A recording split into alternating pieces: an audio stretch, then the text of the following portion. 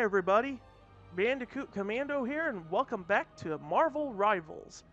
Last time, I read the Invisible Woman's lore story, Built to Last, in which in that one, Sue, being all stressed out of everything and hearing that Herbie went out to help Friday, Tony Stark's AI, Sue learned to appreciate Herbie more and not to take him for granted. And in general, the same goes to others. So today, we're going to read on Iron Fist.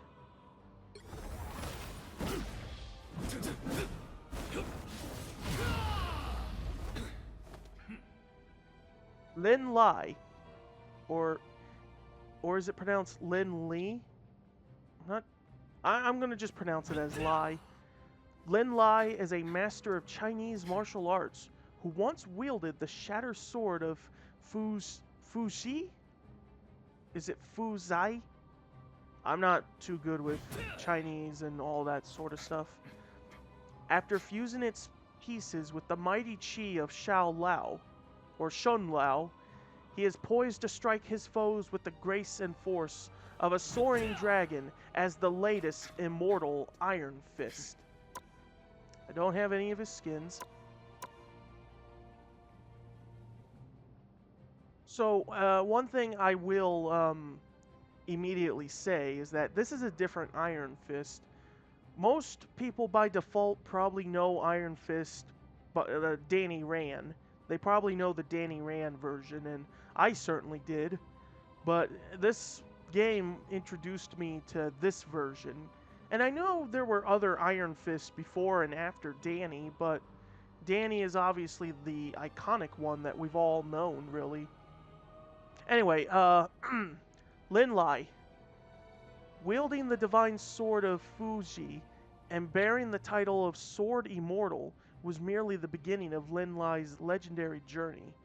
When he fell into the lake and the sword of Fu Zai shattered, the immortal dragon Shu Lao from the ancient city of Kunlun shared his dragon chi with Lin, making him the new Iron Fist.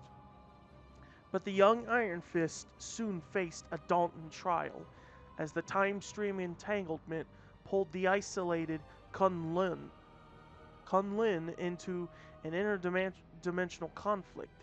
The secret realm was in turmoil, and the gods were at war. Lin Lai had to steadfastly defend the sacred land of Kunlun, keeping any threat that could tarnish the holy city at bay. Here we go. Fog over the Kunlun Mountains. Hope I'm saying it right. It's been a long time since I pronounced these words. Lin Lai closed his eyes and opened his mind. He had come to this sacred place, beneath the tree of immortality in the fabled city of Kunlun, to meditate on the current state of the universe and his place in it. And thanks to recent events, he had far more to ponder than he had ever imagined possible. Lin first reflected on how his own journey had brought him here. Not long ago, he was an ordinary young man living in Shanghai. Just another face in a sea of 24 million. Then, that all changed when his father, an archaeologist, gifted him an ancient and mysterious sword. Lin Lai would eventually learn that the blade was a divine weapon, known as the Sword of Fuji, which had been used to vanquish the demon Chiyu 5 millennia ago. Pulled into a modern-day conflict between ancient mystical forces, Lin Lai became the hero known as the Sword Master, wielding his legendary blade against countless foes. For a time, he fought alongside the Agents of Atlas, a network of pan-Asian heroes dedicating to combating global threats. But during a battle with the vicious Kumio, I hope that's how you say it, Lin Lai found himself gravely wounded and his sacred sword shattered. When Lin awoke from his injuries, not only was he on the shores near the mystical city Kunlun, he was also in the presence of the ancient dragon, Xiao Lo, the Undying. The dragon saved Lin's life by bestowing the boy with his powerful chi, thus granting Lin the power and mantle of the protector of Kunlun, the immortal Iron Fist. It was an honor that sent Lin's life spiraling in a whole new direction, but not even his newfound power could have prepared him for what was about to happen. Phenomenon known as the time stream entanglement was unleashed upon the multiverse by a pair of mad tyrants, causing entire dimensions to collide and collapse into each other. Though Kunlun's unique place was just outside of reality, had long kept it safe from such crisis. This time, the fabled city would not escape the cosmic conflict unscathed. As the time stream entanglement rippled through the pocket dimension in which Kunlun existed, the city merged with the other 6 capital cities of heaven: Kungzi, Panglai, Tiger Island, Zigambo, the Kingdom of Spiders, and the Undercity. I never heard of these. Well, I've heard of the Kingdom of Spiders, but I'm not sure if that's meant to be like Tokyo 2099 or like Spider Islands. But yeah, I've never heard of these cities. In the past, these mystical realms had only existed in the same space every 88 years, converging for a great tournament between their champions, the immortal weapons.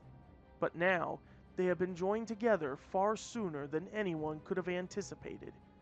To make matters worse, all of the other immortal weapons, from Crane Mother to Fat Cobra. Fat Cobra. Oh, I don't know why, that's such a funny name. Had vanished from this newly amalgamated heart of heaven. Lin Lai was the only one of their number who remained, and he wondered why.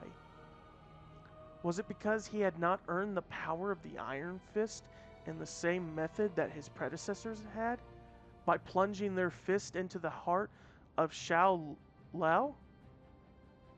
Was his legitimacy as the Iron Fist and as an immortal weapon in question? Or had the broken shards of the sword of Fuzai, is it Fushi or Fushai? Whatever, which were now embedded within Lin Lai's hands, somehow protected him from the fate that had befallen his fellow warriors? Lin Lai didn't know, and meditating on the subject wasn't providing him with answers he had come to seek. Fortunately, a much-needed distraction had arrived.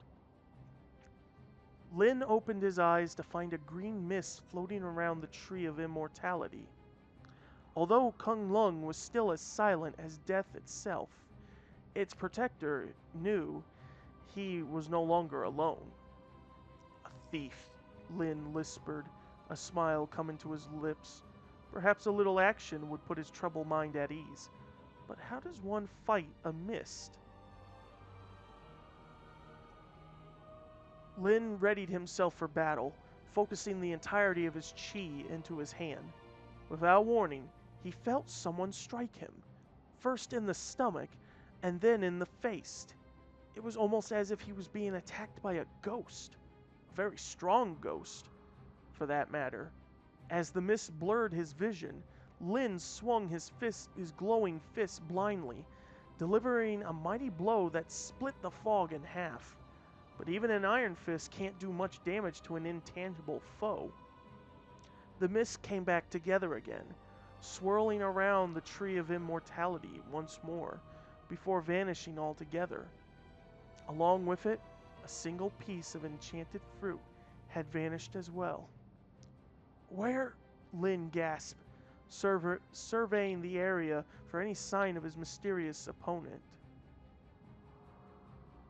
He caught a glimpse of the green fog rematerializing atop the wall surrounding the courtyard.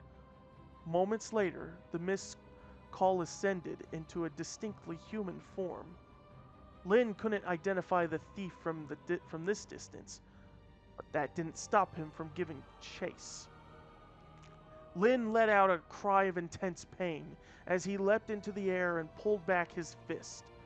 Long shards of mystic metal, the remnants of the sword of Fu Zhai, extended from the back of his hands. He plunged them into the stone and used the blades to scale the wall with ease. By the time he had reached the top, the thief was already on the run, racing over the rooftops of Kunlun as he effortlessly changed between his solid and misty forms. Lin did not have the same luxury and found himself having to make extraordinary leaps between buildings in order to stay on the thief's trail. Every time Lin managed to get closer, the thief turned in a new direction, as if he knew every corner of Kunlun and the other capital cities by heart. "Who are you?" Lin wondered, picking up his pace. Soon, the thief diverted his path from the rooftops down to the lowest levels of the city. There he reached a secret gateway that Lin had never seen before. "Stop!" Lin yelled before the thief could cross through. The thief glanced back for a second, and Lin finally recognized who he was. The Prince of Orphans, the immortal weapon from Zangambo. But what was he doing here? Why was he stealing the enchanted fruit? And where in the heavens was he leading Lin? As the Prince of Orphans vanished through the gate, Lin noticed some symbols newly etched in the stone archway above it. Ane, I'm gonna suck with my Chinese here. Ane Zendi, the Land of Shadows. I don't know if that's how you say it. When Lin crossed through the gateway, he found himself in an unfamiliar realm. Certainly, this wasn't a part of any of the 7 capital cities he had visited before. He was in what seemed to be a thriving underworld filled with criminals and yaoguai, ancient demons. But there were also normal people walking the shadowy streets as well, going about their lives. Lin wished he had the time to explore this strange place to find more answers, but he knew he couldn't afford to lose track of the Prince of Orphans. Hopefully, his fellow immortal weapon could shed some light on this dark place. The green mist entered through the windows of a small dwelling at the back of an alley. Lin did not hesitate to follow it inside. Upon entry, he was immediately attacked by the Prince of Orphans, who developed his signature move, the Jaw Snapper in Twilight. Lin was instantly laid low by the brutal strike. "I expected better from an Iron Fist," the prince said, extended a hand to help Lin off the ground. Lin rubbed his aching jaw. "Yeah, well," he replied, "I'm no Danny Rand, as everyone keeps reminding me." "I do not expect you to be," the prince said. "There were 67 Iron Fists before you, and there will be plenty more after. Do not try to be them. Strive to be the best you." The Prince of Orphans pulled the enchanted fruit he had stolen from his satchel. Its glistening golden skin had turned a deep withered brown. "Oh, what? What was that?" "Fun fact," Lin said, "as soon as a fruit is plucked from the Tree of Immortality, it begins to die." "I know," the prince said, dismayed. "I had just hoped I would get back here fast enough." "Why do you even need it?"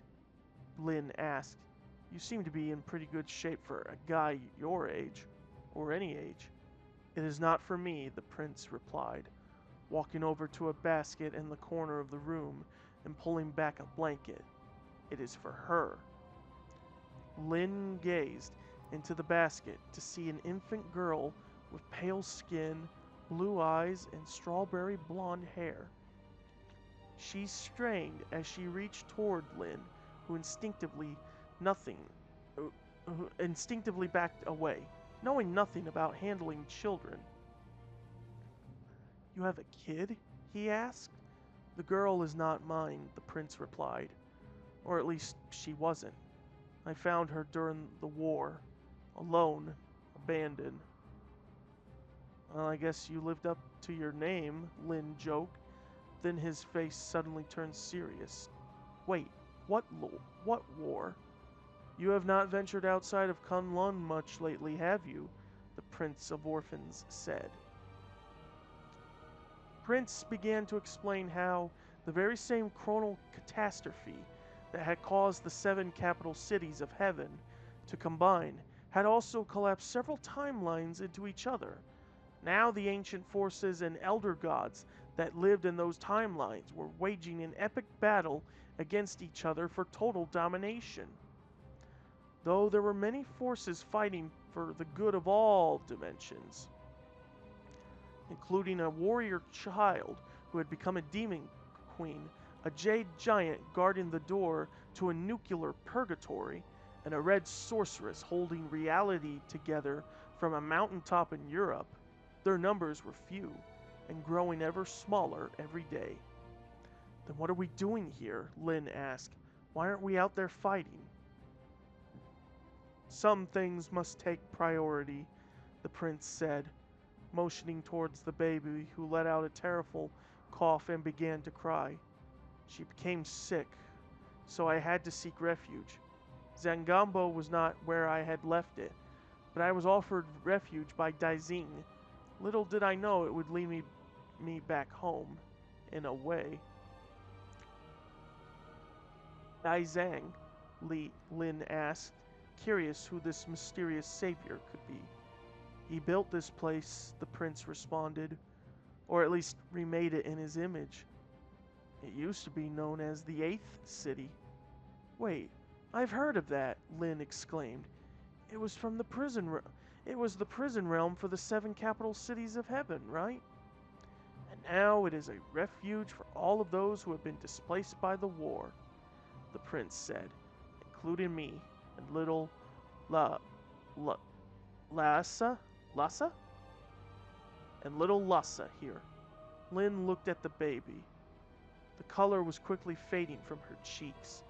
He knew she was struggling to survive, and he couldn't just stand there and let an innocent creature continue to suffer. Hold on, he said, smiling gently as he took a hold of the rapidly decaying fruit. A little of my chi should return this to peak freshness in no time. As Lin's hand began to glow, the fruit's skin turned back to its original golden hue. How can I repay you? The prince asked, immediately cutting the fruit with a knife and handing a small piece to his tiny ward to nibble on. I was always told you were one of the best fighters the Immortal Weapons ever had, Lin said. Clearly I could use your help. I mean, I can hold my own, but I've got a long way to go before I can reach your skill level. You never trained in the martial arts with Li Kung? The Prince of Orphans asked. The Thunderer is big on tradition, Lin replied. I didn't exactly get my power in the most customary of ways, remember? I suppose I can teach you a thing or two, the prince said. Show me your guard stance. Wait, Lin said, surprised. Like right now? If you wish me to be your mentor, the prince replied sternly, you work on my schedule. If you truly hope to be one of the great Iron Fist, we need to start with close combat, Wing Chun. Then we can move on to some weapon techniques. Perhaps the Bart Cham Dao. The 8 cutting blades? Lin said excitedly. I like the sound of that. Before he could enjoy the moment too much, however, Lin's impromptu training session was interrupted by a pounding on the dwelling's door. I do not, the prince said as he walked over to a small window and peered outside to see several armed Kunlun guards waiting in the alley. Friends of yours? The prince asked Lin. I forgot to tell you, Lin responded, nervously rubbing the back of his neck. Stealing fruit from the tree of immortality is punishable by death. I find the irony amusing, the prince replied. Those guys probably followed us to make sure I finished the job, Lin continued. And are you going to? The Prince of Orphans asked, curiously raising an eyebrow. Lin smiled at his new member. No, he responded. I'm going to convince them that some laws were meant to be broken. With your fist, the prince asked. With my words, Lin replied. Sometimes the biggest victories come from the battles we choose not to fight. The Prince of Orphans was impressed by the young Iron Fist's wisdom, but as he followed Lin through the door of his home and out to the alleyway, Kunlung's guards instantly raised their weapons, ready to strike. I do not think they are interested in talking, the prince said, readying himself for the fight to come. And so, Lin Lai, your first lesson begins. As Lin began to focus his chi once again, a commanding voice rang out from the other end of the alley. Enough! It yelled. There will be no bloodshed on my streets. A man stepped forward. His body wrapped in cloth so black it was hard to tell where he ended and the shadows began. Daizang, the prince said, dropping to one knee and bowing his head in respect. We meant no harm, and none shall be delivered, Daizang replied. These guards were merely doing their duty, but they are beyond their jurisdiction. They are free to go. How about me? Lin asked as the guards turned and fled back to Kunlung. You may stay, Daizang replied, at your own risk. There are those here who would wish to see the Iron Fist defeated. Some of them are bold enough to try to claim your power for themselves. Bring them on, Lin said confidently. Just as Kunlung is yours to protect, Daizang continued, this city is mine. Should you disrupt the delicate balance I have created here, you will answer to me. With that, Daizang effortlessly leaped between the walls of the alleyway, back and forth as he ascended to the rooftop above. As he reached the top, he paused a moment and silently peered down on Lin Lai. The full moon shone behind him, framing Daizang's silhouette in a way that sent chills down Lin's spine. So, the Prince of Orphans said, as Daizang disappeared into the shadows. Where were we? Lin Lai honestly wasn't sure how to answer that question, but suddenly he was desperate to find out. That was a pretty interesting story because, it feels. I mean, other than the fact that I don't have a lot of knowledge of the Iron Fist lore stuff, and with all the Chinese and how, as I made it clear, I can't really speak it that well, or at least pronounce it. This felt very, this story feels very isolated compared to all the others. All of them are in some way, connected to the big picture of the time stream entanglement, but then you got Lin, who, he's just doing his own thing. Though I'm assuming that the next lore story will talk about him leaving Kunlung and, going out to help, I guess. I don't know. But with that, that will do for this episode of Marvel Rivals. Join me next time as we read Iron Man's lore story. That is it, and I will see you guys next time.